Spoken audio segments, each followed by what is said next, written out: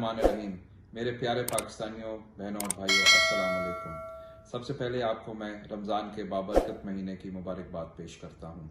आज आपसे मैं 2-3 बातें बहुत ज़रूरी करना चाहता हूँ।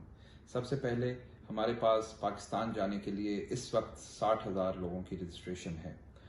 इसमें बहुत से लोग हैं जो विजिट वीज़ा पे आए हैं, जिनको अनपेड हॉलीडेज़ पे भेजा गया है, जिनको नौकरी से निकाल दिया गया है और जिनको पेड हॉलीडेज़ दी हैं। हम तमाम लोगों की मुश्किलात बखूबी जानते हैं।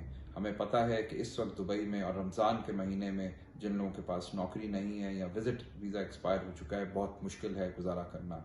लेकिन ये फ़्लाइटों का सिलसिला शुरू हो चुका है। इंशाल्लाह सबकी बारी आएगी। हमें थोड़ा सा तहम्मुल और सब्र की ज़रूरत है। इस वक्त तकरीबन 2,500 से ज़्यादा लोग PIA की फ़्लाइट्स पे जा चुके हैं। उसके अलावा UAE की एमिरेट एयरलाइंस भी यहाँ से जा रही हैं, जो कंपनी से डायरेक्टली लोगों को लेके जा रही हैं। इंशाल्लाह उम्मीद है कि बहुत जल्द सबकी बारी आएगी।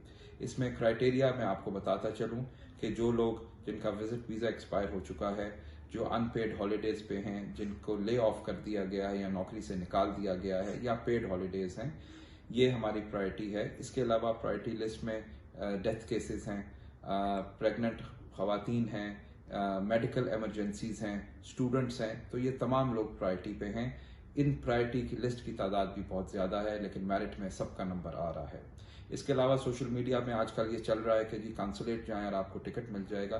कांसुलेट ना तो टिकट इशू कर रहा है, ना कांसुलेट में आप अगर नाम लिखवा रहे हैं तो बराए मेहरबानी जिसने रजिस्टर किया है वो ना कांसुलेट आएँ और ना अपना नाम दोबारा रजिस्टर कराएं, क्योंकि कंप्यूटर ऑटोमेटिकली आपके नाम को नीचे ले जाएगा। आपको कांसुलेट की तरफ से फ़ोन आएगा, आपको डेजिग्नेटेड जगह पे PIA काउंटर पे बुलाया जाएगा और वहाँ से टिकट इशू होगा। इसके अलावा चंद agents stand by ticket issue कर रहे हैं, वो भी गलत है। सिर्फ PIA इशू कर रहा है। चंद लोग ये भी बात कर रहे हैं कि टिकट ब्लैक में बिक रहा है। हुकूमत पाकिस्तान ने एक फेयर लिस्ट दे दी है, जो किराया अब हुकूमत से अप्रूव्ड है।